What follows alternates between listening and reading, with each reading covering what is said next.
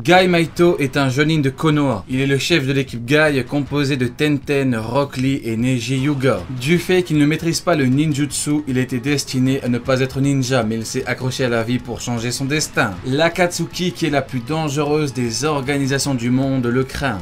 Pourquoi? Car il est l'un des plus grands atouts de Konoha du fait qu'il est tout simplement surpuissant. Depuis tout petit, il a voué son existence tout entière au taijutsu. Entraînement sur entraînement, il a su au fil du temps accroître sa maîtrise de cette branche de l'art du combat ninja. C'est Dai Maito qui a appris à son fils Gai la technique d'ouverture des 8 portes célestes et l'a utilisée pour protéger celui qui compte le plus pour lui, son fils, Gai Maito. Bonjour à tous, cela a été beaucoup demandé et comme je prends en compte tout ce qui se dit dans le monde ninja, c'est parti pour la vraie puissance de Gai Maito. Gai Maito est l'un des ninjas les plus puissants de Konoha. C'est un homme de confiance et un excellent sensei qui sait former les futures générations. Question physique et mentale, pour soutenir ses élèves, Gai est au-dessus de tous. Motivation et surpassement de soi, ce sont ses mots d'ordre. Il fait appliquer à ses élèves ce qu'il applique sur lui. Il a toujours le sourire aux lèvres mais sait devenir très sérieux dans les moments difficiles. C'est un très grand homme de Konoha. Pour comprendre sa puissance et ses idéaux, il faut s'intéresser à son évolution. Le père de Gai était un genin.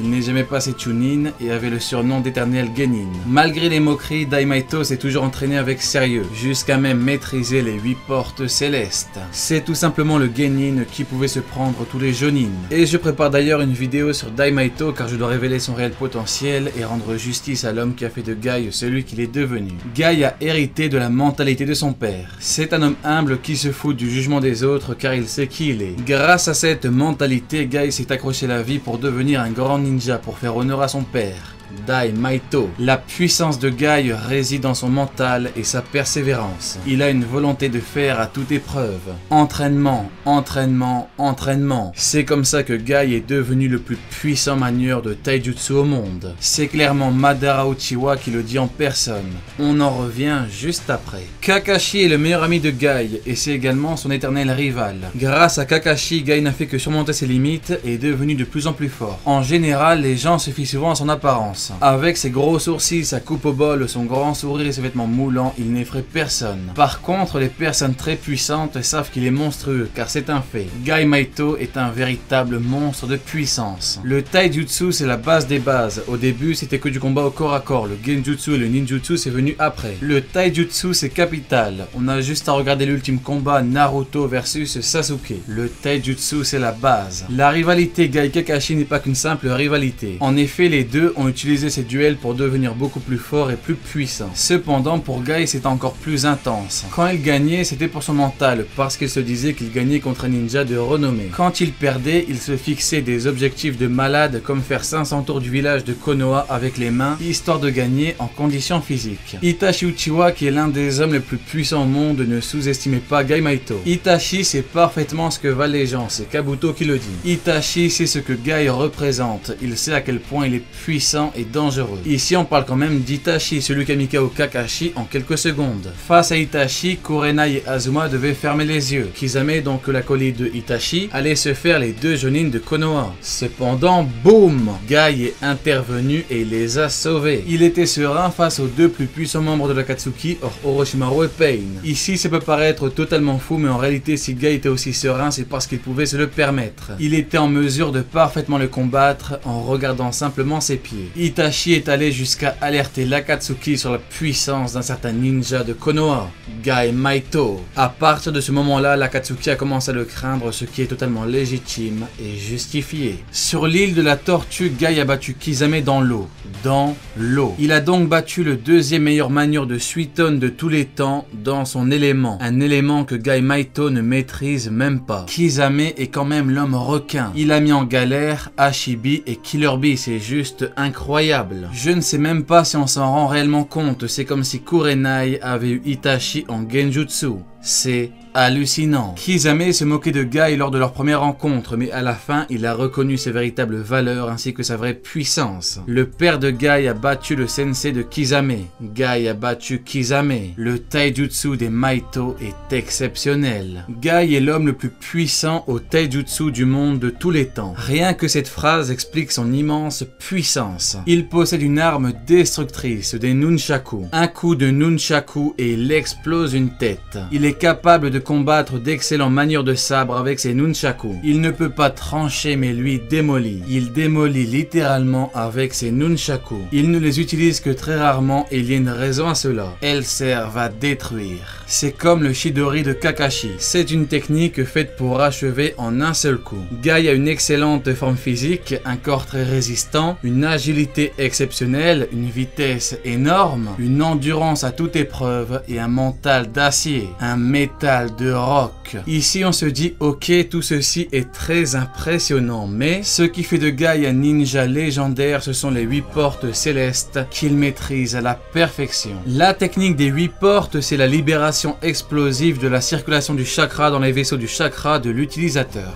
Dans le monde shinobi, 3 personnes ont réussi à maîtriser ces techniques. Daimeito qui l'a appris à son fils Gaimeito qui l'a appris à son élève Rock Lee. Dans le monde ninja, le corps humain est limité par 8 portes. 2 portes au niveau du cerveau, 5 sur la colonne vertébrale et 1 sur le cœur. L'ouverture de chaque porte multiplie le flux de chakra dans le corps du manipulateur. Avec une condition physique normale, on devient un monstre, mais avec beaucoup d'entraînement, on devient un véritable démon parmi les hommes. La porte initiale est la première porte qui est située dans le cerveau. En ouvrant cette porte, le possesseur peut utiliser 100% de ses capacités musculaires. La porte de la guérison est la deuxième porte qui est située dans le cerveau. Elle augmente la force physique et redynamise temporairement le corps. La porte de la vie est la troisième porte qui est située dans la moelle épinière. Elle donne une énorme énergie physique. La porte de la blessure est la quatrième porte qui est située dans la moelle épinière. Elle augmente radicalement la vitesse et les capacités offensives de l'utilisateur. La porte de la rétention est la cinquième porte qui est située dans l'abdomen. Elle augmente encore plus l'énergie physique de l'utilisateur. La porte de la contemplation est la sixième porte qui est située dans l'abdomen. Elle augmente considérablement la vitesse des coups de l'utilisateur. La porte de l'extase est la septième porte qui est située sous l'abdomen. Elle augmente encore plus l'énergie physique. Il est officiellement dit qu'en ouvrant cette porte, Guy a la puissance nécessaire pour anéantir un Susanoo. Et enfin, la porte de la mort est la huitième et dernière porte située au niveau du cœur. Cette porte permet de concentrer la totalité de l'énergie corporelle de l'utilisateur. C'est la porte la plus puissante et dangereuse, c'est l'ultime porte. Avec cette porte, Guy avait la puissance nécessaire pour vaincre les 5 Kage réunis. En d'autres termes, il pouvait battre les 5 ninjas les plus puissants de leur époque en même temps. Cette technique est l'une des plus puissantes techniques au monde de tous les temps. Elle est tout simplement démoniaque. Madara Jinchuriki était l'être dit invincible par l'auteur en personne. Avec l'ouverture de la 8e porte, Guy a tout simplement démoli Madara Jinchuriki. Durant l'examen des Chunin, Masashi Kishimoto nous a fait une promesse. La promesse de la puissance. Il a tenu sa promesse. Madara Jinchuriki ne pouvait rien faire, il ne pouvait que encaisser et tenter de survivre. Il ira jusqu'à dire à Guy, tu as failli me tuer. Guy a failli vaincre un homme invincible. Invincible, qui ne peut être vaincu. C'est tout bonnement hors norme. Guy est vraiment un ninja d'exception. Il est passé de raté sans avenir à l'un des shinobi les plus puissants au monde. Madara Jinchuriki, l'être ultime, lui a dit qu'il était l'un des plus grands ennemis qu'il a combattu. À l'époque de Madara, il n'y avait qu'Hashirama qui pouvait le battre. Madara Jinchuriki, c'est Madara réincarné avec les cellules d'Hashirama, le Rinnegan et la puissance de Jubi. Madara Jinchuriki est 50 fois plus puissant que l'ancien Madara vivant. En ouvrant la 8e porte, Gaimeito a démoli un être 50 fois plus puissant que l'ancien Madara qui était craint de tous. Il a tout bonnement déformé l'espace en un seul coup. Il a failli vaincre l'être que Naruto et Sasuke n'ont pas réussi à vaincre. Gaimeito est incroyable. Guy a 31,5 aux statistiques officielles et ça c'est juste hallucinant. Il a 31,5 sans ninjutsu et sans genjutsu, c'est tout bonnement phénoménal. Et d'ailleurs j'aimerais poser une problématique par rapport à ça. Si Guy avait maîtrisé le ninjutsu et le genjutsu, quel stat aurait-il? Au taijutsu en mode normal, il est très puissant et en ouvrant certaines portes, il peut battre des membres de l'Akatsuki. Si Guy avait eu les mêmes facilités que Kakashi, je ne sais même pas quelle puissance il aurait atteint. À Après, bien évidemment, on est dans le 6, c'est juste pour démontrer que ses stats reflètent son immense puissance. Avec l'ouverture de la 8e porte, Guy a dépassé tout le monde en termes de puissance. Il n'a pas cherché la reconnaissance, mais a fait une promesse, et sa promesse a été entendue au-dessus des cieux. Guy est un très grand ninja qui mérite tout notre respect. Il a sacrifié sa vie pour battre Madara, a perdu mais n'a pas échoué. Il a réussi à gagner un temps précieux pour que Naruto et Sasuke reviennent plus forts que jamais pour combattre Madara. Tu portais en toi la volonté de ton père. Tu l'as transmise à ton élève. Il l'a transmise à son fils. Tu es un immense ninja et tu n'as pas hésité à donner ta vie pour protéger les tiens ainsi que le monde entier. Merci pour tout, Guy Maito. Allez, Jané, tu n'auras pas regardé ma vidéo pour rien.